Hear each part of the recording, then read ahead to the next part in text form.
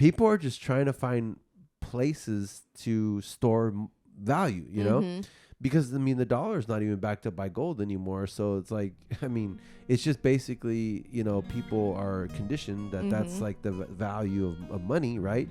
So nowadays you got wealthy people, you got fans, you got collectors that are getting into the hobby because there's a lot of not just fun, excitement, but you can actually invest. You can actually build wealth.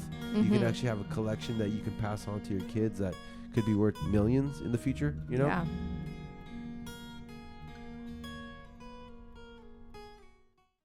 So welcome back to the podcast. Today we have a very special show. We're going to talk about sports today. We're going to talk about trading cards. We're going to talk about fantasy football. We're going to talk about the football season coming up and a lot of exciting stuff about sports. So if you like sports, stay tuned. This is going to be awesome. Yeah, I can't wait. Anyways, welcome back to the show. Jessica, how's it going? I'm good. How are you? I'm good. Yeah, so let's get right into it. You were talking about Pokemon a few minutes ago. Yeah. There's a new set coming out, Evolving Skies. It's going to have like a bunch of evolutions and legendary Rayquaza with a bunch of like alt arts, and it's going to be pretty crazy set because there's obviously over 200 cards. So wow, that's a lot for a set. Yeah, there's a lot of alt arts which are like alternate arts. So it's the Pokemon, but it's like it's different. And those sell for a lot. People were pulling some already, and they're already like selling them for like $600. $600? Yeah, like, and they just pulled it like yesterday. But the market's gonna drop. But right now, since it's so limited, since it's new, yeah. Yeah, because it was a pre-release thing. So pre-release. Yeah, gotcha.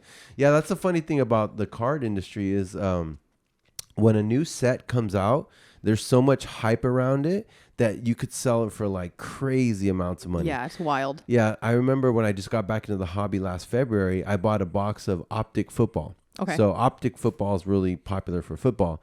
It's expensive. The box cost me like $800 for the box, a hobby box, by the way. Wow. So there's retail and there's hobby, right? And so retail, that means you go to Target, you go to Walmart, you get it retail, right? Hobby is where the dealers, the card shops, they buy it directly, and it's a bigger box. You get more cards, right? Okay. So those are the more expensive ones. So I remember I bought a box of 2020 Optic Football Hobby, and I pulled the Joe Burrow. Oh wow! On card, they call it RPA, right? An autograph card. And it was out of 149 numbered, right? And that card sold for $1,500 raw. Wow. Yeah. So what we mean by raw, we mean it's not graded, because now we use a lot of acronyms and stuff, but let's try to explain them for the listeners who don't understand cards, right? So nowadays in the card industry, you have to grade your cards to get the full value. What grading means, you send it into a grading company like. There's companies like Beckett. There's PSA. PSA is number one. There's all these CGs and all that kind of stuff, right? Yeah, there's all these ones. Yeah.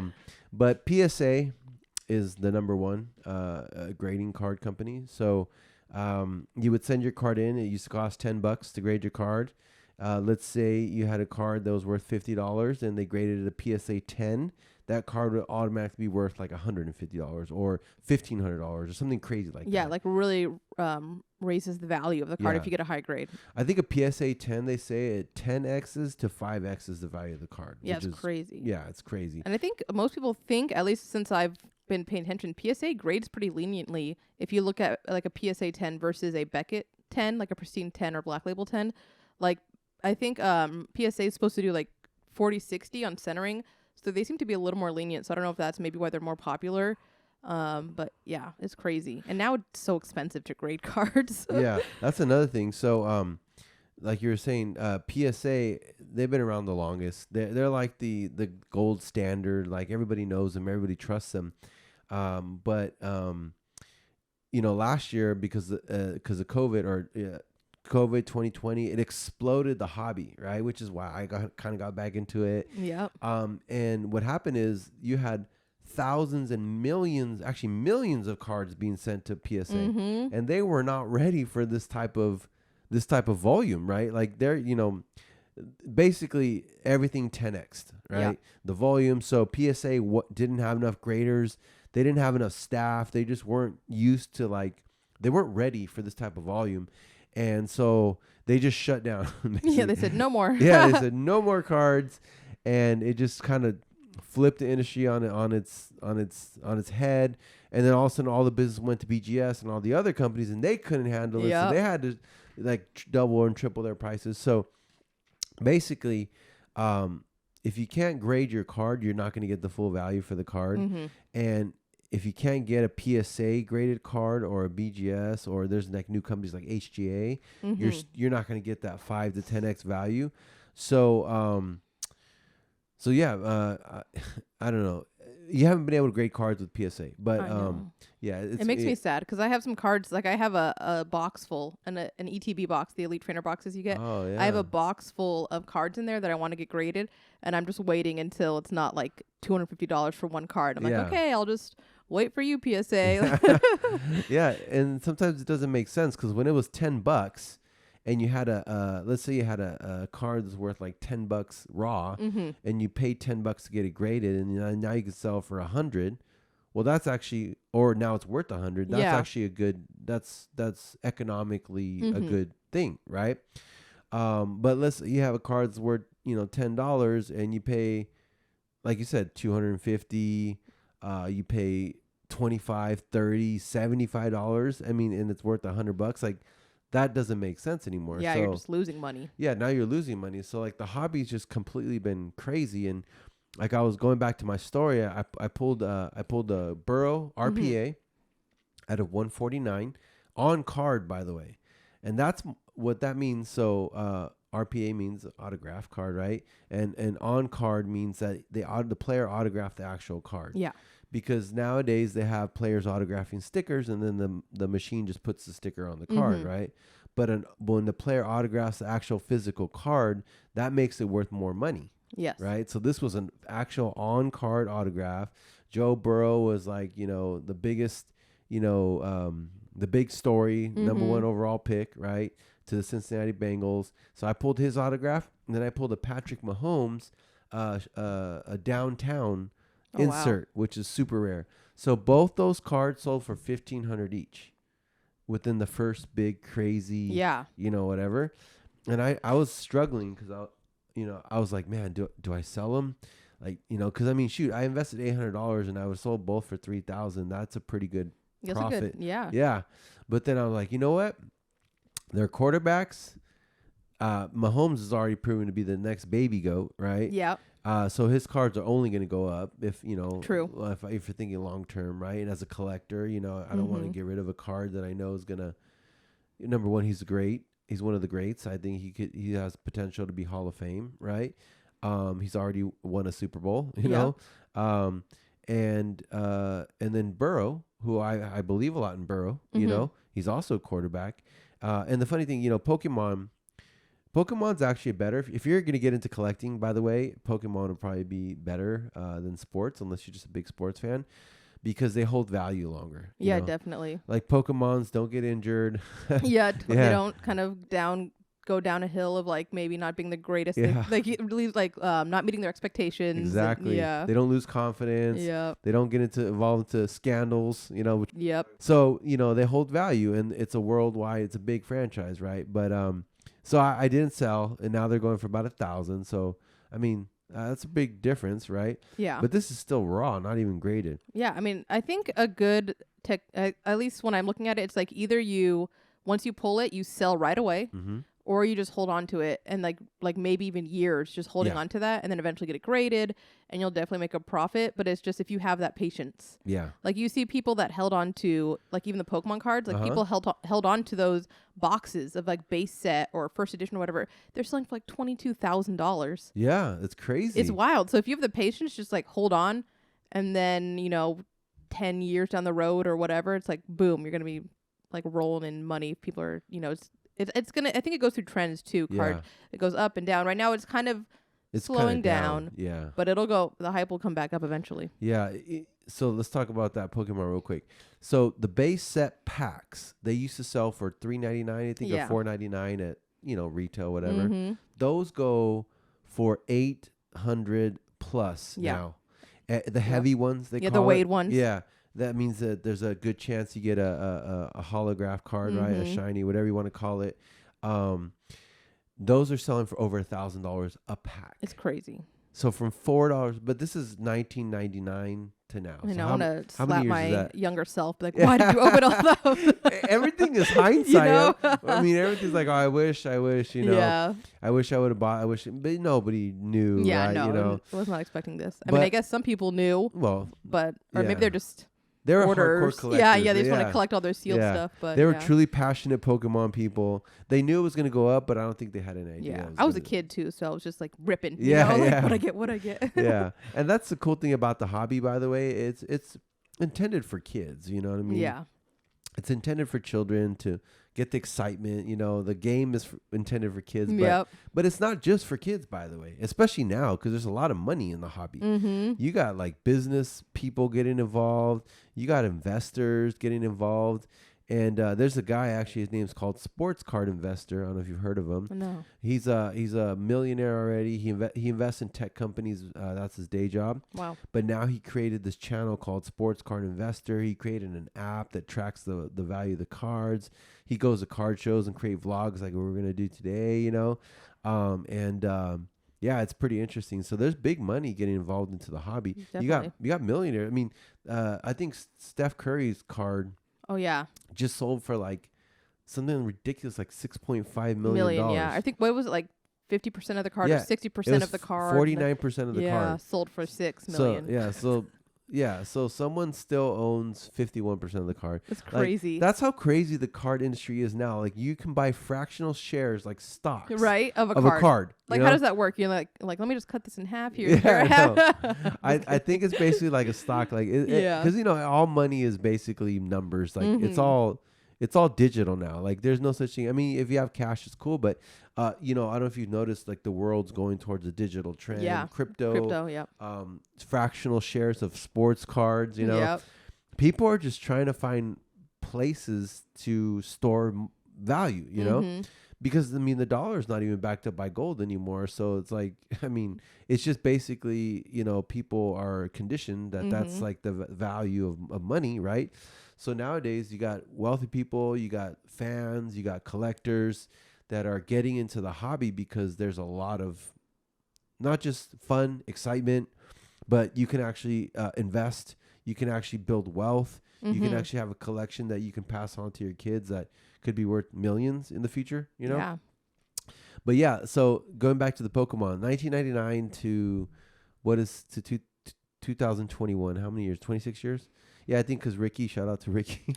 That was the year he was born. Oh, yeah. Right? I remember our last podcast. Easy math. Yeah, I'm like, yeah, my first internship with the Raiders was in 1999. He's like, oh, that's the year I was born. I was like, oh great. Cool. Make me feel old, even though I don't look it, right? But so yeah, 1999 was when the base set packs came out in the United States, right?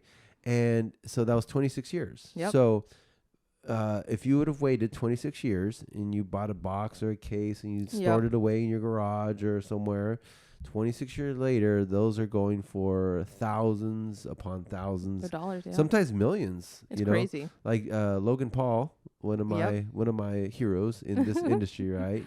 Logan Paul actually just did a big release where he bought a box and he sold for like $1 million or something crazy like that, and he sold each pack. Oh, I think I remember seeing that. Yeah, to like random people or like they were kind of like known people, right? Yeah, like he auctioned it off basically, and it was like a big break, basically. And I think he like doubled or tripled his money. Oh my gosh! Just off of that, right? Of course he did. But they were pulling like old Pokemon cards that were worth like each one was worth like thousands, and I mean I think, you know, every time you pulled something good, it was worth at least 1,000 plus. You know what I mean? And I think with that too, people are paying to interact with Logan, or just like it's more than just the cards. It's the celebrity also factor in there. I agree with you. I think that you're right on that one, because a lot of it were businesses. They got a plug, like he would say the name. You know, I mean, it's pretty smart though. It's marketing, right? Yep. I mean, Logan Paul, the guy's got millions and millions of followers. His channel gets millions and millions of views, which hopefully we'll get there one day. That's our goal, right? Yep. You got to start somewhere. I mean, if we got on there and he said, hey, shout out to Bliss Seekers, and I would probably draw thousands Right, of subscribers. And I mean, it's worth the investment if you have the money. Yeah. You know what I mean? Definitely. If you understand this business, you know? But yeah, so the hobby's going like crazy. You know, the crazy part about my collection is it's mainly from like the 90s and the 2000s, which the 90s was like the worst for this hobby. Yeah. They call it the junk wax era. So if you're in your 40s or 30s or 50s, you understand what I'm talking about, right? It's like the 80s and the 90s where everything was just not that great. For sports, right? Yeah, for sports. Yeah. Not for Pokemon. Yeah. The 90s was great for Pokemon. Yeah. The 90s is like the golden era for Pokemon. That's kind of funny. That's a good point right there. Yeah. So the late 90s was the junk wax era for sports, but the late 90s was the golden era for Pokemon. Yeah. Which is pretty cool, actually. It's interesting. Yeah. So maybe I should have been collecting Pokemon instead of collecting. Hindsight. Yeah. So anyways, my whole collection's from like the 80s, like the late 80s, but pretty much the 90s and the 2000s. The 90s mainly because that's when I was a kid collecting. Yeah. In the 2000s, I was just kind of like an adult who just kind of like would buy retail boxes every year just to collect rookies. That's what I did, right? Yeah. So I was fortunate that 2003 was one of the years for basketball. So I have a LeBron James rookie. Nice. That's worth probably about $1,000. Yeah. You know what I mean? Raw, you know? But yeah, I mean, this is the time you want to collect. You know what I mean? Especially now the hobby's exploding. I mean, the card industry is just crazy. You have like for football, you have Select Football. You have Prism for basketball. You have, baseball is obviously, Bowman, First Bowman. And then you have Pokemon going nuts right now. Yeah. You know what I mean? So yeah, there's a lot of crazy things happening in the hobby. And, for my collection, unfortunately, I have I have 2 graded cards. Oh, wow. Okay. Yeah. Better than me. I have 0. Yeah. Okay. Well, there you go. Right. I thought I was bad. Right. But I bought them graded. Oh, okay. So I bought a PSA 9 Carson Wentz rookie. Oh, okay. Because I feel Carson Wentz is going to have a breakout year because he just got traded to the Colts. We'll see. Yeah, we'll see. Right. Okay. He's supposed to have Carson. Come on, man. He's supposed to have a breakout year, and he hurts his foot, and he's out for like a month. You know what I mean? So not off to the best start, Carson, but we still believe in you. I still believe in you. He believes in you? Yeah. I'm a Cowboys fan, so I'm just like, whatever. There you go, right? He was an Eagles player for a while. So yeah, he's an Eagles player, so yeah, you probably didn't like him for a long Yeah. time, right? It's funny you say that, because I do, my friend Nuri, shout out to Nuri, he does Rip and Ships for a Facebook group. Nice. And he's an Eagles fan, and there's a Cowboys fan, and then they're always fighting. Yep. Yep. It's funny, yeah. Yep. But yeah, so, what was I talking about before this? Your, what graded cards you bought. Oh, yeah, graded cards. Thank you. I got you. Yeah. Had a senior moment, right? So, yes, so I got 2 graded cards. I have the Carson Wentz, I think it's a PSA 9. Okay. Donruss rated rookie, silver or like a hollow, right? Okay. And then I have a Trae Young. This is how dumb I was when I got back into the hobby. Oh no! I bought his second year card. I thought it was his rookie card. By the way, if I would have bought his rookie, that would have been a great, because this is when all his cards were down. This was in the beginning of the year. The Hawks were not doing well. Trae Young was not doing well, and I was like, yeah, I'm gonna buy his rookie card. Oh no! I bought his second year card. Oh. It's a PSA 10. At least you got that going for you. I got okay. So I bought a second year card, so it's not his rookie card, right? But I bought his PSA 10 Prism Silver card. But if I would have bought his rookie card skyrocketed because the Hawks made it all the way to the championship. Not the finals, but the semis, Eastern Conference finals or whatever. Yeah, and Trae Young just balled out. But yeah. So anyways, that's my second card. This is 2019-2020 Prism Silver PSA 10. Oh wow, look at you. Yeah, that went up a little bit, but not as much as the rookie cards, right? By the way, that's a little tip right there for you collectors out there. It's kind of like stocks. You got to buy the players that you believe in when their cards are down, It's true. And if you buy them when they're down, and let's say that something happens, like Devin Booker and Trae Young were probably 2 guys that did not have good starts to the season. They actually were not having that great of a season. And then late in the season, they caught fire. Both their teams caught fire. The Suns made it all the way to the finals. Yeah. Right. And then they ended up losing to Giannis and the Bucks, which I love Giannis, one of my favorite players. He's awesome. I love some him. of his cards. I don't have any of his rookie cards, but I have some of his good cards, right?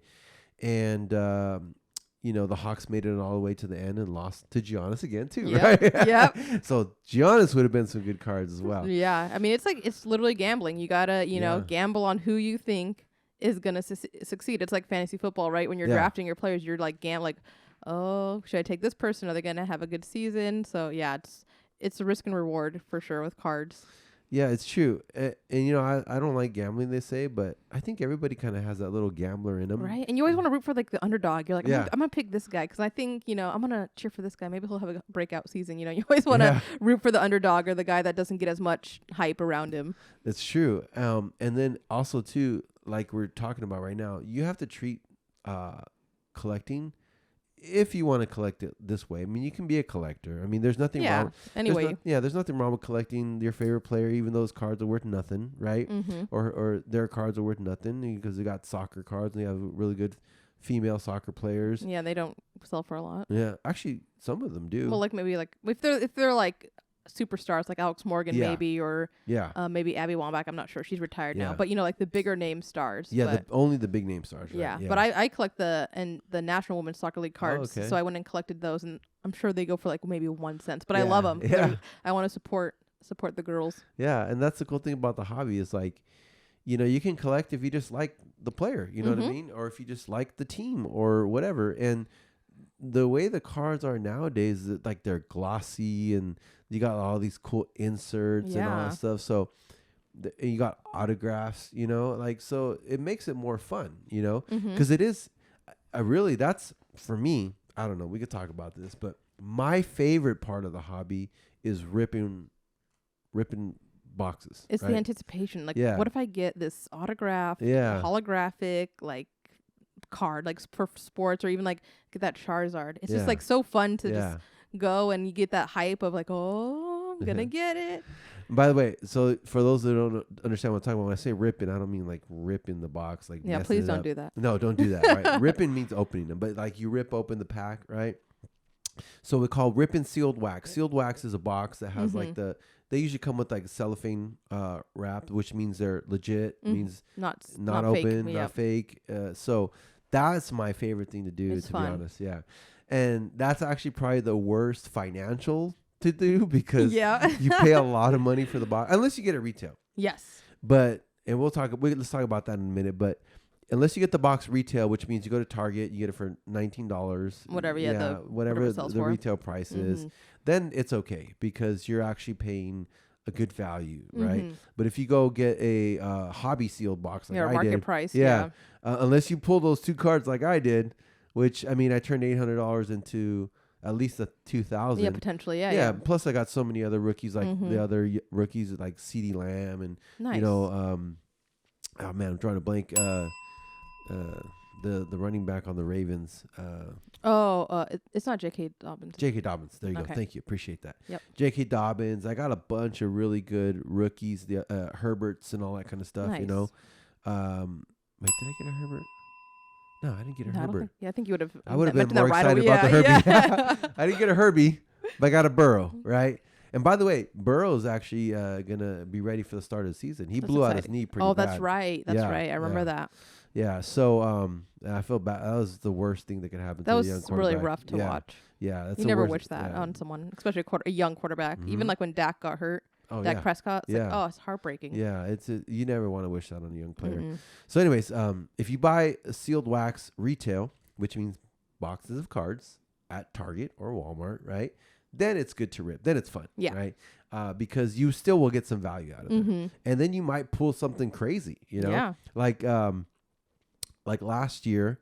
Man, I'm getting excited about cards now. I don't know if it's a good thing because we're going to a card show right now, and I don't want that wallet. I don't want to blow money. I don't want to blow a lot of money, but if I find some good deals on sale wax, maybe we'll get some and we'll make. Maybe we'll do a nice little video. Yeah. So I bought a box of 2021 opening day baseball. Nice. This is the funny thing. So I showed up to Target late because I don't like, and we're gonna talk about it, right. The hobby got crazy last year. It got insane. Like retail, people were lining up at 6 in the morning. They started camping out the night before. It got so bad that fights broke out, and Target literally said, "We're not selling anymore." Yeah, like the Target by my house. Thanks, guys. They don't sell cards anymore because people were getting stupid. You know what I mean? It's crazy. Yeah. So anyways, I showed up at 11. All the good stuff was gone, pretty much. The only thing left was baseball because we're on the West Coast, and for some reason, the West Coast doesn't like baseball as much. We don't care. I don't know why the Giants are killing it, and I think the A's are really good too. Yeah, we might have a battle of the Bay again, which is pretty cool. I'm saying. So I don't know why baseball doesn't sell well out here. But baseball's big on the East Coast and in the middle of the country. Yeah. But here, no. So I show up, bunch of baseball. I'm like, whatever. I'm gonna get the baseball. And the funny thing is, I almost missed this box. It was just sitting there, and I was like, I went, I did a check back. I'm like, make sure I didn't miss anything. Yeah. And there was a little opening day box, $9.99. And opening day is like, Topps is like probably the cheapest baseball. Like the regular cards are not going to be worth much, right? This is like for kids. This is what you buy your little 3-year-old or your 5-year-old or your 10-year-old as a dad, because you don't want to buy them. You don't want to a $800 box and they ruin it, right? So anyways, I buy this opening day box and I'm ripping it. I'm having fun. I have Donruss. I'm just having a great time. I think I have the video recorded. In the future, you will see Bliss Breaks and Rips, which is going to be the collecting part of this channel, right? So I'm opening this opening day box, and I think I'm like second to last pack, and I open it. I'm like, what? I'm like, oh my gosh, it's an autograph, and it's an Aaron Judge. And if you're a baseball fan, Topps is baseball. Yeah. Right? Like, I mean, I know there's better, like Bowman is probably a better value, but Topps is just it's Americana. Yeah. It's the Yankees. It was a short print. Mm-hmm. So it wasn't the regular card. Short print means that they did 2 Aaron Judge pictures, but this one had less cards printed of it. Okay. So so it's like a sideways, like a landscape one. And it was 1 out of 10, which means only 10 of these cards exist in the world. Mm-hmm. And it's an Aaron Judge autograph. That's nice. So it's probably a $200-$300 raw card. Graded, it could be close to like $1,000. So I turned $9.99 to at least, let's just say $300. Yeah, it's crazy. So that's when ripping wax is good. Yeah, that's when it's fun. Yeah, that's when it's fun, right? There's many cases that I bought boxes, and we won't talk about that. Yeah. But yeah, let's just say I paid $700, $800 for a box, and I got maybe, I don't know, $50 worth of cards out of it. Yeah, been there, yeah. It's not good, right? No. And that's when I got into Pokemon, actually, because I started to see Pokemon was better value. Mm-hmm. Better value. You could grade Pokemon with non-PSA and still get a pretty good value. I think it was CGS, right? CGS. Or CGC? CGC, I think. It's a blue one. Yeah. That's all I know. It's not the green one. It's the blue one. And I was like, you know what? And then I started to like really like Pokemon because those, as an artist, as you can see, as my background is very colorful, right? Okay, you want to know what those cards look like? They look like the background, basically. Yeah, they're so fun. Yeah, they're fun. They're shiny. If you love Pokemon, it's even better because then you start getting your favorite characters and all that, Obviously, Charizard is number one. That's like the best, right? And then there's other ones that, depending on the set, they hold value, right? Yes, like the full art trainers are very popular, like especially the women ones because boys, waifus, and all that fun. By the way, the characters are drawn very pretty, and very. I don't know. It's gonna sound weird, but they're very curvy and all that kind of stuff. So, I guess these artists know what they're doing to attract the attention. In the show and the games, they're supposed to be like 13. So all these guys, 13-year-olds look like that, right? Yeah. All these guys fawning over them, like, you guys relax, they're children. Please stop. Yeah, but anyways, so Pokemon's fun. I started getting to that. I really was into Hidden Fates. Oh yeah, it's a great set. Yeah, because it was kind of like becoming more rare. I think they stopped producing it. I still might get my hands on some ETBs, but they're going for like 150. I know. I have right now. I bought one, I think, for 120. That's a good deal too. And by the way, these retail for what, $40? Probably 50, 40. I think 50. I think 50 because it came with a promo card. Okay. So these things retailed for $50. Yeah. They're now selling for at least 150. Yeah. Which means the people that bought them a year, 2 years ago, when did it come out, by the way? It's a good question. I think I would say a year ago, right? Like at least, okay, let's just say a year ago, right? People that bought these a year ago are now selling them for triple. Yep. They just hung on to them for a year. That's what I'm saying. They tripled their money, right? So this is why, if you know what you're doing, you're in the right sets, you're in the right sports, you're collecting the right players, you can actually make a lot of money. I mean, that's better than the stock market to triple your money in a year. Right. You know, you just got to have patience. Yep. That's the difficult part. And it's difficult when you can see it just sitting in your closet, your room just sealed, and you're like, but I could rip that. Yeah. You're like, I'm bored. Right? Like, let me rip that real quick. That reminds you of a line from a Notorious B.I.G. song, never get high on your own supply. Yep, right? there you go. So he would say you can't be a good drug dealer if you get high on your own supply. Yeah, you can't sell it then. Yeah, you cannot collect sealed wax if you're addicted to ripping cards. I'm trying. I have a couple sealed ETBs. Well, good for you. Yeah, I haven't opened them yet. Yeah, good for you. Because I bought a case of 2017, 2018 Select Soccer. This is Kylian Mbappe's rookie year. I remember you telling me this. Yeah, so that's why I bought it, because Mbappe is like the biggest star, young star in soccer. He's on the French team. They won the World Cup last time. And I was like, you know what? World Cup's coming up in 2022. I can buy these. I think I paid $2,700 for the box. And sell them. Yeah, I could sell them for triple during World Cup. Yeah, just gotta wait. If I could wait. Yeah. Well, let's just say it didn't happen. Oh no. One day, I was stuck at home. Nobody was around. It was a Saturday night. I was going through Instagram, seeing everybody live their lives like you shouldn't do. Getting depressed because I was watching everybody's highlight reel. And I was like, I want to rip some sealed wax. Oh, no. I have a case. I just want to rip a couple boxes. Because I was trying to get Mbappe rookie, right? I was like, I just want to get Mbappe. I'll stop at Mbappe. That's what they all say. Yeah. The final box. So I think I ripped 20 hangers. Oh, my gosh. Right? By the way, they're already selling for more than I bought it for. I could have already made money, right? Anyways, I ripped the whole entire case. It was fun. It was awesome. I have the video, so maybe the video will help. Yeah, maybe. But I pulled the Mbappe, but it was on the last hanger. The last one. The last one. I was trying to teach you a lesson. Like, yes. You shouldn't do this. But you know what? It's a field level too.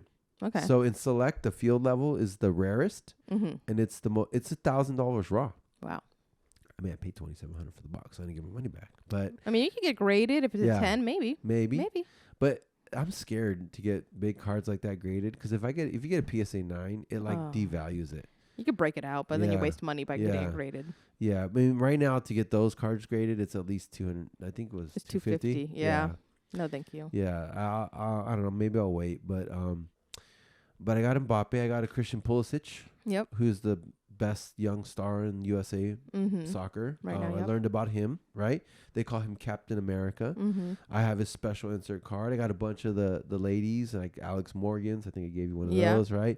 And I got a bunch of other stars. So I did not get my full value just yet, but I got the enjoyment. Yeah, you got the memories, the fun. I mean, it's just fun. I don't know. I don't know what it is. If you're a collector, you'll understand. By the way, if you love ripping sealed wax, please smash the like button. Let us know. Yeah. Tell us what your favorite pull was. Yeah. Leave it in the comments. What's your favorite pull? What's your biggest pull ever? I mean, for me, I think my biggest pull is still that 2020 Optic box. Yeah. Because I got the Burrow RPA out of 149 numbered, and I got the Mahomes Downtown, which is a super rare insert. Yeah, that's amazing. Right? Yeah. Out of the same box. Yeah, it's crazy. Plus all the other rookies. But I didn't get a Herbert. I mean, I appreciate it, but come on. At least a regular Herbert rookie or something. Can't be happy with what you got, right? Never you gotta want enough. it all, right? Yeah. So yeah. Yeah. Anyways, what were we talking about? I don't know. Speaking of Herbert, though, the NFL season is coming up. Yes, good. It's almost here. It's a great segue, co-host. Right? Yeah. I'm having senior moments today. I don't know what's going on. Let me go get your medication. I don't do medication, but I do vitamins. Right. I need some ginkgo biloba. Anyways, NFL season. So let's talk about that because before we started this podcast, I was watching the preseason game with the Bears and the Dolphins. Okay. They both have young. Oh yeah, Tua and Fields. Yeah. By the way, Fields was balling out. That's a good sign for Chicago. Yeah, Chicago has always just been a good quarterback away from being a great team. You know. Yeah. And by the way, a couple years ago, Trubisky took him pretty far. So, yeah. But then. I mean, I think they'll never forget picking him over, Patrick Mahomes. I don't think any team in the NFL will forget. I mean, there was a lot of quarterbacks taken before Patrick Mahomes. That's crazy. It wasn't just Trubisky. It was a lot, right? And that's a good point right there. But anyways, you never know. Maybe Fields turns out to be the next Mahomes. He's like Mahomes. He's got speed. He can move. He can run. He can make crazy throws. Yeah. He ran for a touchdown. I mean, he drove him down for another touchdown. He ran and threw for a touchdown in his first 2 drives of the second half. Nice. That's awesome. And it made it look easy. His second touchdown, he did like a rollout. Okay. And because of his speed, the Dolphins defense had to respect that. They had so they left, and the tight end's like wide open. Like literally, it was like pitch and catch, right? Oh my gosh. So yeah, I mean, Fields was balling out. Tua, look, I don't know. I don't think Tua's going to be a great quarterback. Let me just say that right here. Tua was great in college. He's a leader. He's a good player. But I don't know. I don't know what it is. I've been around football a long time. I used to work in the NFL, and I don't know. His throwing motion's weird. His passes look like he's forcing them. I don't know. Maybe he is. Maybe you prove me wrong, Tua. Don't hate me if you're a Tua hater, a Tua fan. I do appreciate the Uso, the Samoan brother. I grew up with a lot of Samoan friends, but I just don't see it. I think the Dolphins are already kind of like not seeing it too. You think so? Yeah, like they were trying to trade for who were they trying to trade for? Who was available? I don't remember, but they signed Jacoby Brissett. They call him the best backup quarterback in the NFL. I remember he was with the Colts for a little while. Yeah, he did real well with the Colts, right? So it was Tua and Fields. Tua did okay. He was making some good throws. This is going to be an exciting year. All these young quarterbacks. Yeah. I mean, Trevor Lawrence, right? Yeah, and Trevor then Lawrence. Joe Burrow's coming back. And then down here in the Bay, we got Trey Lance, right? Yeah, Trey Lance, right? So it's going to be a fun season. Derek Carr. Just kidding. Yeah, young guy. Yeah, I'm a Raiders fan. I love you, Carr. But I don't know. It's going to be fun. I'm excited. We'll see. Yeah, I'm a Cowboys fan, so I'm excited Dak. to get disappointed once again every year. But you know what? It'll be fun. Hey, Dak is before he went down. He's great. It wasn't their offense. It was their defense. Yeah. I mean, they had like the best offense in the NFL. Right. When Dak was clicking. But the defense, I mean, that's disheartening. I mean, I don't know how many comebacks he had to do. It's weird too, because I thought, we had Sean Lee. I think he's older now though, so he's not. Yeah, he's gone. And then we had Van Der Esch, and he was getting injured, and then I think Jalen Smith. Yeah. Were our 2 big guys, but they just weren't. They weren't, meeting expectations. Yeah. And even like Zeke Elliott, he was just not great. Last year was bad for Zeke. Yeah, but I follow him, I think, on Twitter, and he's like crazy into shape again. Yeah, he got into shape. Real fit. So hopefully that benefits, on the field. It will make a difference. Yeah. So here's the thing. From my experience, obviously I was an intern in the NFL. You guys can watch our clip that just came out last week.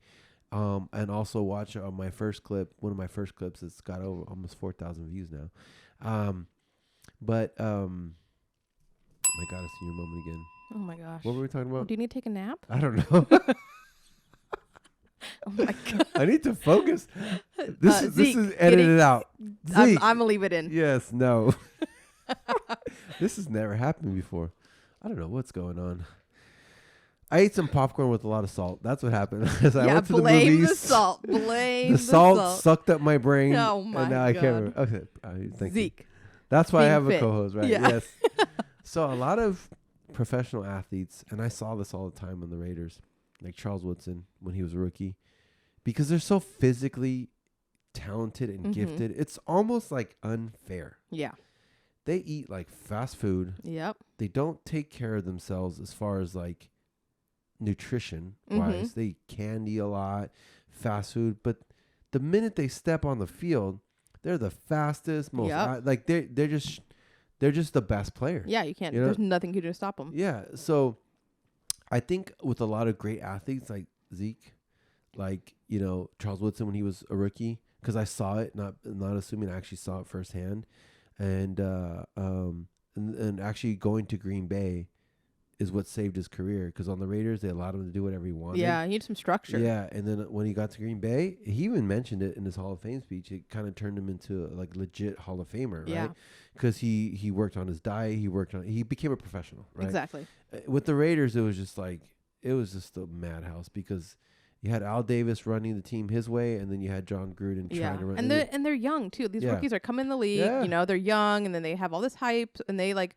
I feel like they think they're kind of like untouchable. Like I can do whatever I want, eat whatever I want. Yeah. I'm gonna, But then once they get a little older, they need that structure, and to realize, hey, you got to take better care of yourself if you want to continue this career-wise. That's it's a great point, because these guys, they've been alpha males, super athletes their whole life. Everything's been like big. I mean, they've always been the big man on campus. Yep. I'm sure people. I mean, no one's gonna admit to it, but I'm sure people are. Like teachers are like, okay, like you weren't in class at all, but here's your passing grade, or people doing work for them. So they've kind of had it handed to them in their entire lives almost. Yeah. And then they get millions of dollars. Yep. They have access to this abundance of whatever they want. And it lasts for a little while, because they go off their physical God-given gifts. Yes. But then as they get older and the body starts to, all that bad nutrition and all that starts to take a toll, then they start to get injured. And that's why you have like super good athletes that don't last, because the NFL is the best of the best, the cream. The pros of anything is the cream of the crop. Yeah. Talent will get you there, but it won't keep you there. Yeah. Does that make sense? Yeah. That's why Tom Brady is still the best. Yeah, he takes care of himself. He is like obsessed at his body, and he's actually plant-based. That's what TB12 method is.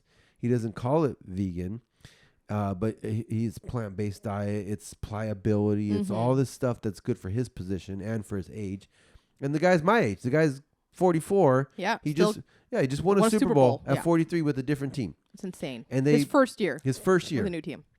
And he had a torn MCL the whole year. That's insanity. Yeah. Right. But he takes care of himself. He does. Right. He's obsessive about it. Charles Woodson, when he left the Raiders and went to Green Bay, started taking care of himself. Chris Paul, he's vegan.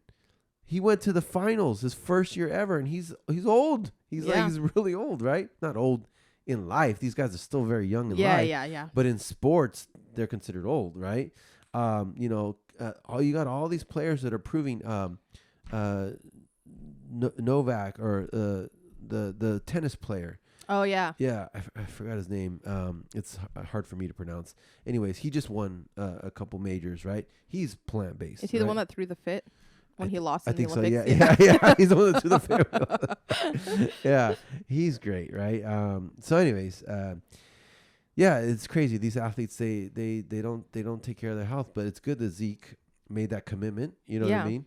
I think it's even with like us normal folk who aren't, when you're young, you're like, I can eat what I want, do what I want. And then once you start getting older, you're like, oh no, no, gotta take better care of myself. And it just depends on your genetics on how soon that comes. Exactly. Because I remember when I was young, I used to eat Jack in the. I mean, I remember I used to eat fast food. Like my favorite was 2 Jumbo Jacks. Oh my gosh. Extra cheese with ranch dressing. Ranch dressing. Your moments are coming out. You're gonna start talking like back in my day. Back in my day, I love ranch dressing. Jumbo Jack and barbecue sauce and a large fries. And I would eat that at 2 a.m. after coming from all the club. All of it. Oh just my god. Devour it. And I don't even want to talk about it because it's making me want one right now. But I won't do it because I'm plant-based. It sounds good. Yeah, it was good. After the card show, after you spent all your money and you're already no bad influence. I'm going to be good. I'm going to eat my fruit when I break my fat. Yes, I'll eat my plants. Anyways, I used to eat like bad. Same. But then I don't know what happened. It was like between 20 and 24. For me, it was early. I don't know if it's... Yeah, that seems pretty early, I would say. For me, it was pretty early. But between 20 and 24, I got into this long-term relationship. All we do was eat and hang out. Yeah. Yeah. And I gained 40 pounds. Wow. Like I went from skinny as a rail to like, and it just caught up on me. I was like, I looked in the mirror and she was hot. She was like a model, and I would take pictures with other models, and I would look at the pictures and I'd be like, what the hell? Like, who's that guy? Yeah, who ate me and started taking pictures with my girlfriend and her model friends? Like, I don't know. Anyway, so that's when I realized my metabolism decided it's like done. It's like no like, more. Peace out, buddy. Yeah. I'm out, you know? So that's when my fitness journey started, like in my early 20s. I mean, I always worked out, but that's when I really got like into trying to eat healthier. And you become more aware, right? Yes, you know, yes. And most of the time, it does take something traumatic like that. Yeah. It's like, unfortunately, that's how we are as humans. Most people will not take proactive. Most people will wait till it's like inspiration or desperation. Right? Exactly. Yeah. But yeah, with athletes, going back to athletes, like, you know, I mean, I don't know. I've never had those genetics, so I don't know if I'd be the same. You know, I don't know what it's like to eat Wendy's and Skittles and candy and step on the field and get paid millions of dollars to be the greatest player ever. I wish I knew what that was like. Yeah, it must be a crazy feeling. I don't know. If you're an athlete, let us know how that feels. Leave it in the comments because I don't know what that feels like. Right? And I've seen like clips or videos of athletes, and they have to eat like 4,000, 5,000 calories a day or something. They just have like piles of food they just eat. And I'm like, well, what? If I ate that, oh my God, I'd probably gain 20 pounds overnight. But see, the thing with athletes, they're very active. That's true. They burn a lot. So they're burning it off. But that's a How good dare you assume that I'm not active? No, I wasn't saying that. I was just saying in general. But here's the problem with athletes when they stop. Yeah. Their eating habits stay the same. Exactly. But their activity level goes down. Declines, yeah. So a lot of athletes blow up after they stop playing. Like, I don't know. I've had friends. I've had business partners that's a double-edged sword for an athlete. Right? Yeah. Because you're used to eating a certain amount. That's hard. You can't just change it overnight. Yeah, and you're used to being active, and then all of a sudden it stops. A lot of athletes get depressed. I'm sure. Because there's not that like competition, that like that activity. Normally they have to find something to fill in the void. Yeah, definitely. Or a lot of them just blow up. They get depressed. Like they just lost because they lost that I don't know. They lost that ability or that constant activity. Yeah, they lost a part of them basically. Yeah, their identity basically. Yeah.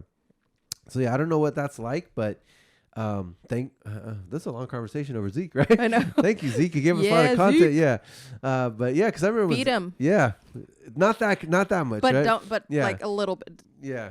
Just feed him the football. Yeah, don't. Zeke, be careful with that now. Might have to change that, like his celebration. Yeah. Feed me just a little. Yeah, just a little, right? But actually, the year before, Zeke was balling out. Oh my gosh, I know. It was that's where that came from, right? I had him on my fantasy team, and I was like, yes, let's go. Yeah. So the year before, who did I have? I don't remember the year before. Was it the year before? Or was it last year? Oh. No. Yeah, the year before, I drafted Russell Wilson and Christian McCaffrey. Oh, my gosh. Yeah. So you won your league. No, I didn't win. I got 4th place. How annoying is that, right? You're not. I got 2 MVP candidates. I got 2 MVP candidates. I got 4th place. I'll teach you the ways. I won mine last year. Well, I got 2nd place last year. I should have won. I got 1st. There you go. Congratulations. Thank you. I'm really good at fantasy baseball. Actually, I'm gonna probably win this year. But actually, I'm looking for a really good, highly paid fantasy league. Anybody out there knows? Please hit me up in the comments. I'm looking for big money, like at least $300 to $500 buy-in, so that we can have a nice big pot. Yeah, that'd be fun. By the way, if your league is looking for a player, I'm right. Yeah, I just love playing it. It's right? fun. It makes football more fun. Yeah, you care and you get to care about teams that and otherwise you wouldn't care about. Yeah. Right. Because you're like, oh, I'm gonna watch this game because I got this guy on my team. So I want to watch this game to see how he does. It's way. I think it definitely is way more fun. It also makes you root against your team sometimes. Sometimes. Yeah. Yeah. I'll be like, I want you guys to win, but I want this player to go off. You know what? I want you guys to win, but if this guy scores a touchdown, I'm winning. So I'm sorry, guys. He's got to score the touchdown. Yeah, because you're actually rooting for yourself in a way. Exactly. You know what I mean? Fantasy sports is crazy. Peyton Manning has this little special on ESPN. I don't know if you've ever seen it. Not yet. So it's a really cool little special he does, and he did the history of fantasy football. Oh, wow. And how it started and how it became so big and everything. But I have NFL Sunday ticket, so I get to watch all the games. I'm coming over. Yeah, you're welcome to. And I literally have 3 TVs set up. Let's go. And it's my own little sports bar, and I just literally. Basically, I'm just trying to track my fantasy player. Yeah, no, that sounds like fun. I'm gonna draft similar to you, and then I'll just come over and we can just watch our team. No, you're totally down because I usually just watch it by myself, but it'd be cool to have friends over. Fun. You know what I mean? But that's what I do. That's why I have it. I have 2 TVs and I have a computer streaming, so I can watch the Red Zone. Yep. And then I love Red Zone. Whatever game I want to watch, and then whatever other game I want to watch. Yeah, it's gonna be excited for football. Yeah, but I have a big TV, so what I do is I have the multiple games on. Is it the broken one or the nice one? It's a broken one, but I'm gonna get it fixed. Don't worry. Yeah, don't worry. Yeah. So that one, so it's big enough so yes, you can see it is big. You can see the little games, and you can still kind of see it. So now I could watch every player. Yeah. I have an important question for you though, and this will decide if I'm coming over. Okay. What are the snacks like? Well, I'm plant-based, right? Okay. So it's BYOS. Bring your own snacks. If you're not plant-based, it's bring your own snacks, right? But what kind of plant-based snacks are we talking about here? You know what? Probably just chips. Okay. Fruit. Okay. I don't really snack, to be honest. Okay, well, I'll bring my own stuff. I'm bringing my own stuff. But sometimes I'll order vegan wings. Okay, there we go. Yeah. There we go. Chicken nuggets, stuff like that. Vegan nuggets. Okay. Depends, right? But anyway, so yeah, I'm excited. Nice. Yeah, it's gonna be hyped for football season.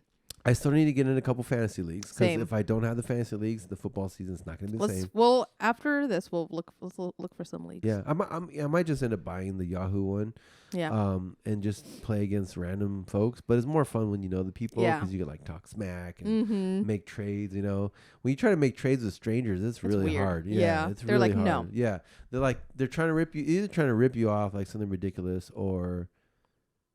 They don't trade at all. Yeah, they're like, nope. Or sometimes you find one league where some guy just doesn't know what he's doing, or some guy or girl, because they both play, and you're like, yes, I'll trade with this guy. Yeah. And but you're hoping that this guy has good players because they're the only this guy or girl, this player has the only.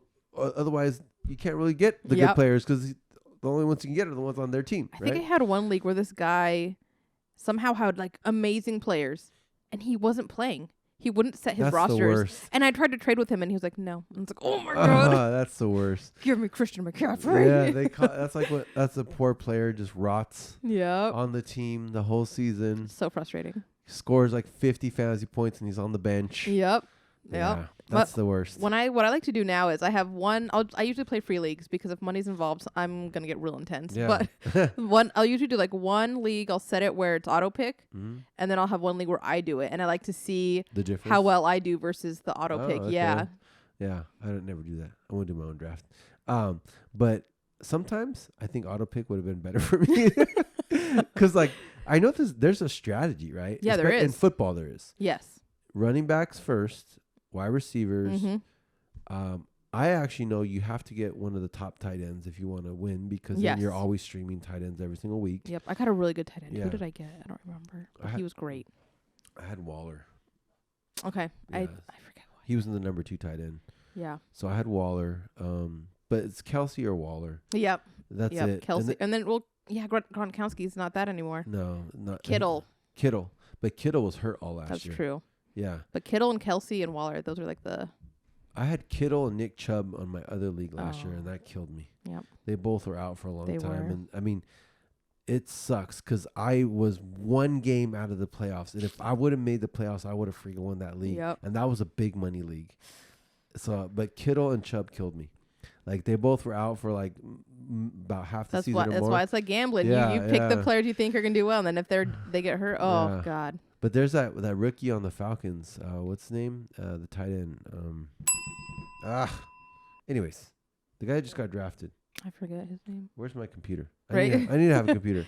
I keep forgetting. Anyways. But yeah, it's definitely running backs, wide receivers, and like tight ends around there. Yeah. And then QBs, you like wait until like round 4 or 5. So that was always my big mistake. I would always reach for QB. No. I don't know why I couldn't help it. You gotta wait it out. You gotta wait. I couldn't help it. But this year, the last 2 years, I waited. Okay. And the year before, I got Russell Wilson. Yep. Because he wasn't the MVP at the time. He was like, he ended up being the MVP. You know, let Russ cook, right? Yep. And then last year, I actually reached, but because of my draft position. Yeah. Sometimes you have to. Yeah, I was a weird draft position. So I was like, the best value was Mahomes. Yeah. So I took Mahomes. But that helped me a lot. I think I took Mahomes in mine. I think I was like 6th or like I was a little further down. I was like, I'm just going to take him. I was like 9th out of a 12-team league. That's like the weirdest one. It's really funny once someone takes a QB like later in the rounds because then everyone panics and then everyone starts taking QB. Because you're like, oh, shoot, I don't want to end up with Trubisky. Yeah. You know what I mean? But by the way, I mean, if you look at most leagues, though, quarterbacks are not really that. Unless you have one. They don't provide very many points, honestly. I mean, they do. They do, but if you go for a quarterback early and you don't get good running backs and receivers, like you always have that hole. Yep. There's a big hole in your team. I always had running back holes because I would not take running backs. I couldn't help myself. I'd be like, no, I'm taking a receiver. Right. I took Michael Thomas last year, and that screwed me up. Ugh, yeah. That messed me up. I took Thomas, but guess what? I traded him. Oh, that was good. I traded him got lucky. the week before he got hurt. Oh my gosh. Because I had this guy he's like infatuated with Michael Thomas, and I'm drawing a blank. I don't remember who I traded him for, but I've traded him for Thielen. Oh, nice. And Chris Carson. Oh my gosh, that's a steal. And that basically catapulted my team. I had Mahomes, Tyreek Hill, Chris Carson. Thielen was balling. He was a touchdown machine. He was great again. Yeah, he was these last 2 years. He's been great. And the funny thing is, the previous 3 or 4 years, Thielen was my guy. Mm-hmm. I had a Thielen. You know what I mean? Mm-hmm. And this year, I was like, I'm not going to draft him. I was like, I'm going to draft something different. You know what I mean? I ended up trading for him anyways. Of course. And he took my team. Like, he took my team. Can't believe he didn't win. Yeah, it was the weirdest thing. I was the best team the whole season. And then there's this guy. This is brothers in this league. And they're not even playing. We've been playing this league for over 15 years. Mm-hmm. They said this year, it's done. Oh, wow. Like, so I'm like kind of in shock right now. That sucks. But there's these two brothers, the Cronin brothers. Shout out to the Cronin brothers. They won the most champions. Like they would switch off every year, and it's weird. Like they would have shitty drafts, and then they would make these really good waiver wire moves. Okay. And then they'd make this one big trade with this guy in our league who just would just always give up and just do a fire sale. No. And they would trade. Well, that's one of the brothers. The other brother would just have a really solid draft. Okay. And barely make any moves all year. And then his team would squeak into the playoffs and win everything. That's crazy. So it's like, what the heck, right? But he was the one that beat me. Oh, wow. He basically didn't even manage his team all year. Oh, my gosh. But he had a really good draft. And his team won it all. That's awesome. But you guys, you're in a money league, right? Yeah, it was a money league. I'm in just a free league, and you get a trophy. And I got the trophy. I was so excited because it's actually trophy's cool. It's really nice. Like it's actually a really nice. It's a big trophy. There's like the poles, the football on top. Oh, really? It's a really nice trophy, and my friends gave it to me because they stopped by. They live in like Madeira now, so they drove up. They gave it to me, and I was so excited. I was opening the box, and as I pull it out, pulling out pieces.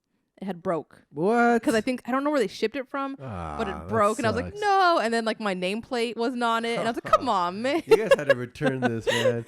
Yeah, that sucks. They have belts. I like the championship belts. Oh, that's a good one too. Yeah. Yeah. I mean, I would create my own league if I had enough like solid players, you know? It would be money league. But I love like wild leagues, like no waivers, like maybe 2 quarterbacks, like just make it crazy. Make it crazy, yeah. Yeah, like every game is like 300 to like 275. But that would be fun. Do you do what's it called? The app? Yahoo. No. Oh my god.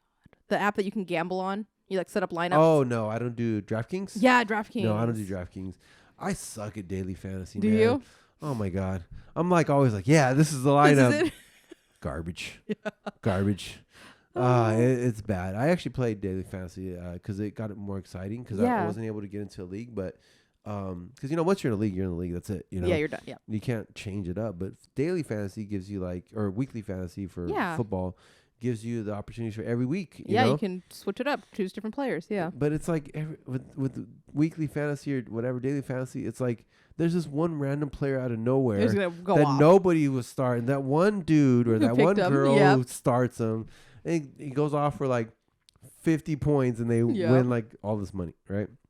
But no, that's good. That's a good option. Yeah, too. That's fun. But I do Yahoo. Who do you use for football? I use ESPN. Ugh, hate ESPN. Oh gosh. I've played ESPN before. Did you? I won one time, and I got second place the other time. But I just don't like ESPN. I like Yahoo. Yahoo's the best in my opinion. And I've just been using Yahoo forever, and I just think it's the number one. It's the most popular. I think I used that for my hockey league, which I won. Oh, okay. See, there you go. Doing Maybe hockey, that's a sign. Right? Like I'm playing Yahoo baseball. It was just a random free league or whatever, but I'm first place. So nice. I should have played money this year. I forgot I'm really good at baseball. Like I have a little strategy I use. Like I always carry 2 catchers. Okay. A lot of people don't know that because catchers get hurt. Yep. Easily. Days off and nice. So I always carry 2 catchers. By the way, as a tip for fantasy baseball players, I always carry 2 catchers.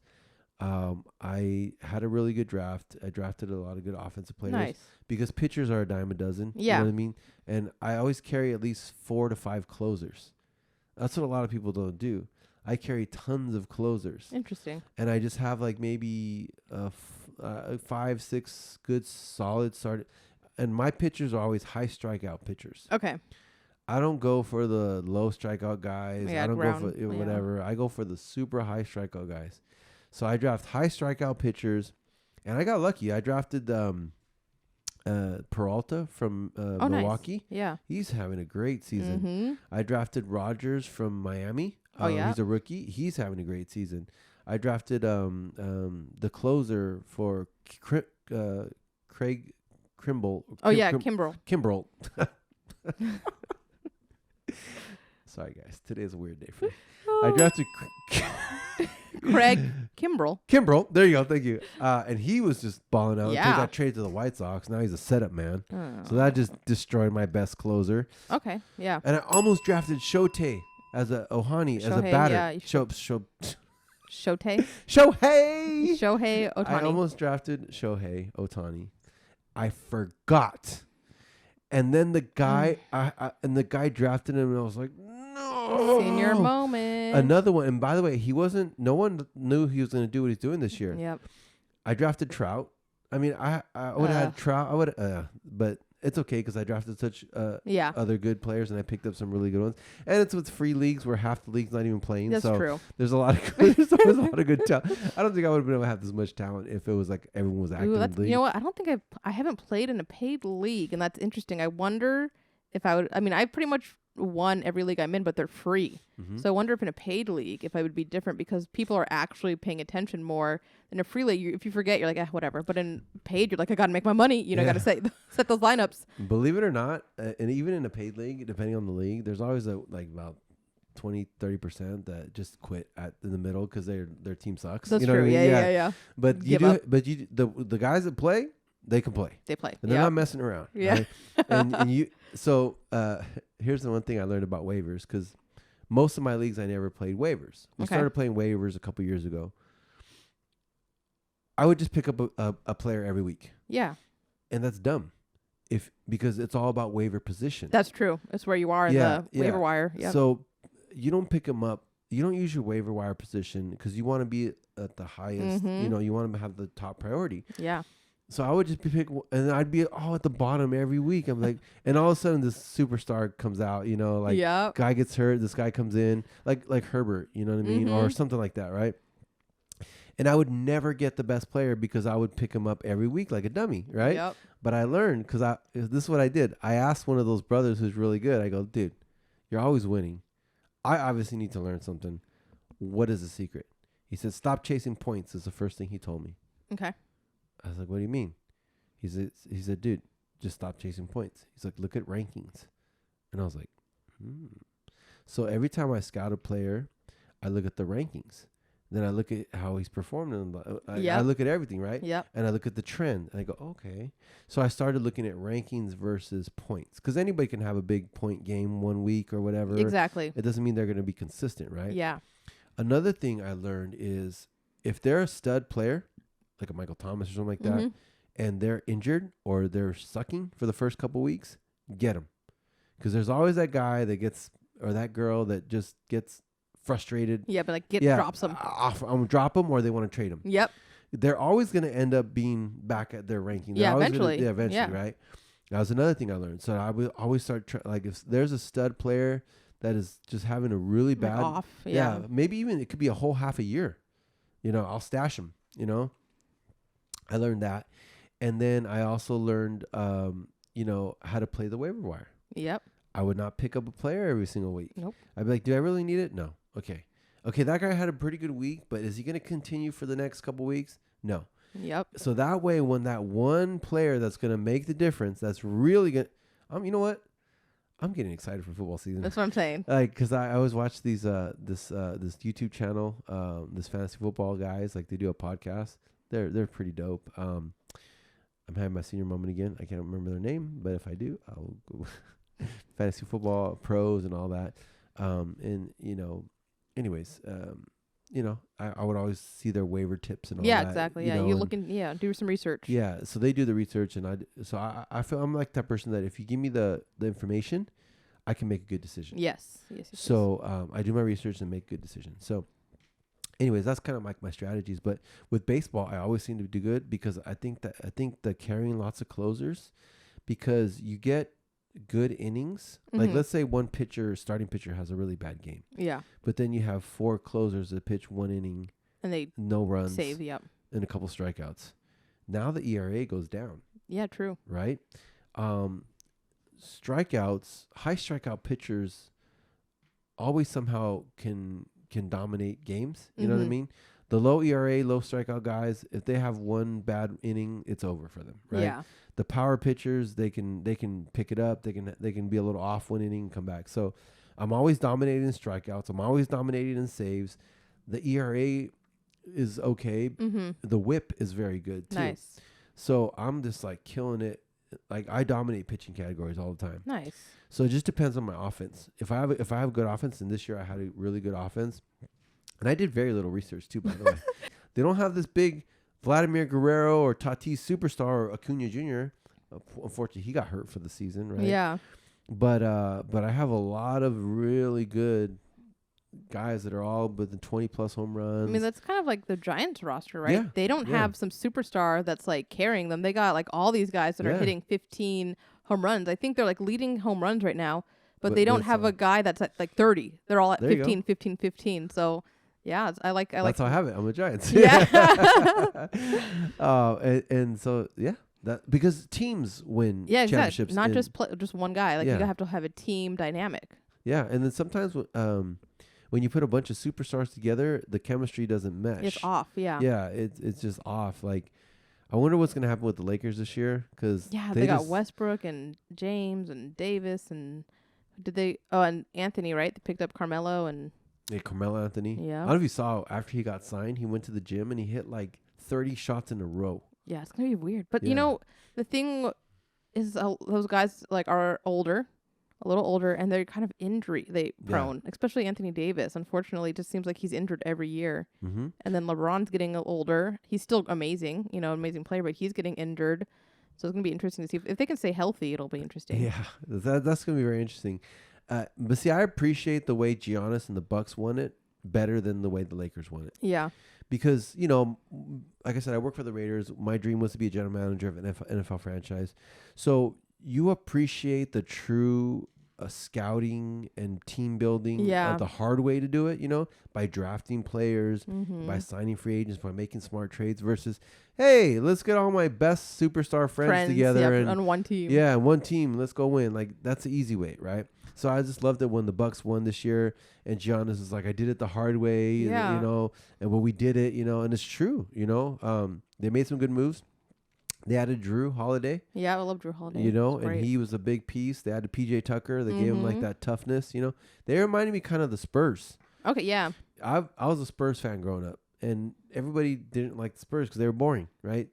Yeah, they were. Yeah, you know, Duncan was the big fundamental. Yep. But they weren't flashy, but they were solid basketball players, right? I mean, even the Warriors before the Kevin Durant trade, but like that was homegrown. Yeah, that's home. Draymond Green, Klay Thompson, Curry, like that big three. The big three, that's homegrown. No one, they didn't trade, like they didn't call up each other. I mean, then they got Kevin Durant, obviously, but that's also a free agent too. That's true. So you can argue that wasn't like the super team that was built, right? Yeah. Like that was like he was a free agent. He got to pick wherever he went. So that still arguably was homegrown. And they were just deep, right? They had good players, good like quality players that came off the bench, and then they were so fun. They were fun to watch. No, I respect the Warriors the way they did it because they did definitely do it, and like they had new ownership and they transformed that franchise. I love that. Like Mo Spates and Festus Ezeli and like Andre Iguodala. It's just like so fun to watch because you could plug people in and they were great. Good Iguodala, and then Bogut. I don't know if you remember when they Andrew signed Bogut. Yeah. Yep. They needed that big man. They brought in Bogut, and he was, you know, he had played for Milwaukee for a while, and he was really good, but just was always on bad teams. Yeah, and then he came in, and there you go. Yep. Yeah. So the Warriors and the Spurs, they did it homegrown, and the old Lakers. Yes. Except that Paul Gasol trade, that's a little sus.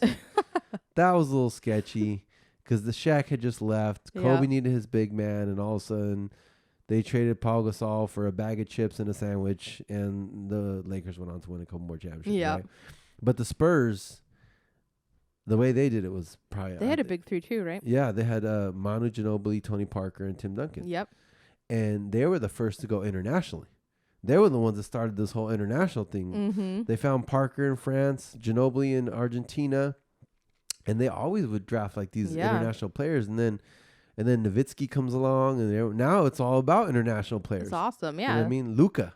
I love Luka. Luka's awesome. I mean, even Giannis. Yeah, Giannis, another guy, Greece. You know, originally from Africa, obviously, but he's Greek. You know, raised and all that. You know, and it's fun. They call him the Greek Freak, and you know, if it weren't for the Spurs, who knows if Giannis would have got a shot? Who knows if Luka? You know, that whole international thing started with them. And they were a dynasty for a while. Yeah, they were. What I mean? But I liken the current Bucks to the Spurs because they have the big man. So Giannis is like Duncan. Yeah. Right. And then they have like, you know, the homegrown players that they have. Yep. And then they started, you know, through smart trades and free agency. And so PJ Tucker. So the Spurs were kind of like a soft team, they said. Then they got Rodman. Yeah. Gave him that. And then they got Robert Horry. And he gave him that kind of like toughness, you know what I mean? Yeah. So the Spurs also needed the Bruce Bowen, that like kind of like that like defensive guy, you know, that would annoy the other team. And yeah. So that's what PJ Tucker was, like the toughness, like the rebounding, the, you know. So I think I liken him to the Spurs. Like they built it the hard way. They drafted. It's more fun that way. It's fun to like, I don't know. It's just more fun to watch than be like, oh, the Superstars won, yay. Like you just went out and bought a bunch of, you know, guys and oh cool. Yeah, I think the younger generations, they kind of that's what they're used to, you know, but that's not the way it was when I was growing up, and that's not the way it should be, because that's what competition is about, right? Yeah, exactly. Who's got the best scouting team, who's got the best organization, who can develop players. Now it's just who's got the most money. Yeah, or who's got the star player that went to, or who did the star player want to play for? Yeah. Basically, who does LeBron want to play for? Yeah. Because he went from there to Miami. Actually, his championship he won when he went back to Cleveland with Kyrie. Yeah. That was done the right way. Yeah. Because Kyrie and LeBron were both drafted by the Cavs. And when they came back and they beat, unfortunately, the Warriors, right? That was crazy. You know, that was a crazy. I was happy. I mean, I was happy for the city of Cleveland. Yeah, that was perfect for Cleveland. Yeah, it's good for them. But, you know, whatever. Yeah. The Warriors came back. Yeah, I mean, but now it's happening everywhere. The Brooklyn created a super team with Durant, Kyrie, and Harden. Yep. Now you got the Lakers with Russ, AD, and LeBron, but they are older, right? What's another? Is there another super team out there? Yes, the Clippers, right? Well, the Clippers got Kawhi and by the way, Paul Kawhi George. is a former Spur too. Yeah, that's true. That's what I was thinking. It was Kawhi, Parker, and Duncan. Well, no, Tim Duncan. after Manu, Duncan, and first they had David Robinson, Tim Duncan, Avery Johnson, or Tony Parker and Manu. And then it was Kawhi, Duncan, and Parker and all them, right? But look, the Spurs drafted Kawhi. And everyone thought, who is this Kawhi guy? Mm-hmm. He's arguably the greatest player in the NBA right now. He's great. Because he won a championship with San Antonio, Toronto, and he almost went to the championship with the Clippers. 3 different teams. Yeah, that's crazy. That is crazy, right? So you do have kind of a super team in LA, the Clippers. Both LAs. The LA Lakers seem to have more talent, but they're older. And I don't think Russ Westbrook has that championship moxie, I guess you could say. He's already proven he couldn't do it with KD in Oklahoma City. And Harden. He couldn't do it with Harden. Because they were all 3 there in OKC. That's crazy. That was nuts. That's a homegrown. Durant, Westbrook, and Harden, and they couldn't win. 3 MVPs. But they were also very young. Yeah. Imagine if they had stayed together. Yeah, Because right it took Giannis 8 years, right? Imagine if they had stayed together. I mean, who knows how many championships that team would have won. I don't even know how you keep those 3 stars together. And they had like Ibaka, right? Yeah, they had Ibaka. Oh my gosh. Like that, they were solid. The Warriors just crushed them every time. The Warriors took all their. That's what it was. It was the Warriors. Mm-hmm. It was the Splash Brothers that smoked them every time. It was crazy. Hey, you guys heard it here first on the Bliss Seekers. It's the Splash Brothers and the Warriors' fault that the Oklahoma City dynasty got broken up. Well, actually, no, because Harden got traded. I don't know why the heck they traded Harden. That's weird. Well, even the Houston Rockets, they had Paul, Harden, and they couldn't win either. Yeah. Being a champion and being a superstar are 2 different things. Definitely. It's a different muscle. It's a different mindset. You know what I mean? I don't know. Maybe Russ will prove me wrong in L.A. We'll see. I know Carmelo's fired up. Yeah. You know what I mean? And by the way, people forget, in that draft, it was LeBron, Dwayne Wade, and Carmelo. Yep. Same draft. Now LeBron and Carmelo are on the same team. Wade's already out of the league. He retired, yeah. But he's already won championships too. Yeah, he's fine. Yeah, and arguably Wade was the best player out of that draft in the beginning. Yeah. And if he would have continued to play, maybe he could have been, neck and neck with LeBron, right? But in the beginning, he was the best player. And I remember he took little Marquette to the Final Four, and that's where everyone knew this guy's going to be a stud, right? And then now, was 2003, so it's 18 years later. 19 seasons later, That's now crazy. LeBron and Carmelo on the same team going for a championship. Yeah, it's going to be an interesting season for sure. I'm excited for all these seasons to start up again. We got, basketball, football, hockey, everything coming in a couple months. Yeah, I'm actually really excited for football. And then you get playoff baseball. Yes. In October. October's going to be fun. Yeah. And then next year you have a World Cup coming. Yeah. So we're going to have a good amount of sports coming up to talk about. Yeah, that's exciting. I'm super fired up. Football season, just talking about is getting me excited. Yeah. I think we're good for this podcast. Yeah, we took a weird route, but I'm happy with what we came up with. We're both big sports fans. Yeah. You know what I mean? Football season's starting up. Baseball playoff season's coming up. Yeah. By the way, both teams in the Bay Area could end up in the World Series. Go Giants. Yes. I'm not a fan of either. I mean, I'm a fan of both. My team is the Texas Rangers. They stink. They've sucked ever since they went to 2 World Series back to back, and the Giants whooped us in one. And then I don't think they've ever recovered from that. Yeah, that was embarrassing. So 2 years so the worst was the Cardinals one. Yeah. Because we got that pitcher, the stud pitcher, I forgot his name, the lefty, and he wasn't supposed to pitch. He wasn't supposed to throw the fastball, and he did. And the guy hits a 3-run homer, and we lose. Oof. Anyways, and then the worst was first World Series ever, and it's as a Texas Rangers fan, and it's against the hometown Giants. And all I got to do is walk around San Francisco and hear all these Giants fans. I think I went to that parade too. And the winning parade. They whooped us pretty bad. So it was fun. Anyways. Good times. Yeah. Good times. Well, anyways, I think this was a good show. Yeah. By the way, if you're new, thank you. Please subscribe. Smash the like button. Hit the notification bell. Any last words, Jess? No. I hope you enjoyed this episode. If you want to join some leagues, fantasy football leagues, leave them in the comment down below, and Maybe we can get a league going. Yeah. Bliss Seeker League. Let us know, right? Yeah. Hey, there you go. Hey, you called it here. There's going to be a Bliss Seeker League. It might not be this year. Hopefully it is, but maybe next year. Yeah. We'll have a Bliss Seekers League. Exactly. For some big money and some crazy competition. Yeah. Anyways, guys, thank you guys so much for tuning in. And as always, follow your bliss. Thank you guys so much for tuning into the podcast. We hope you enjoyed it. Our goal, as always, is to become the #1 podcast in the world. And make sure to subscribe if you haven't done so already. Make sure you share this with 3 of your friends. And if you like our song, our intro song, please check out my good friend Maroney Silva's band, A Dead Desire, on YouTube. That song is called The Mantra. Thanks again for tuning in, and we'll catch you guys in the next one. And as always, follow your bliss.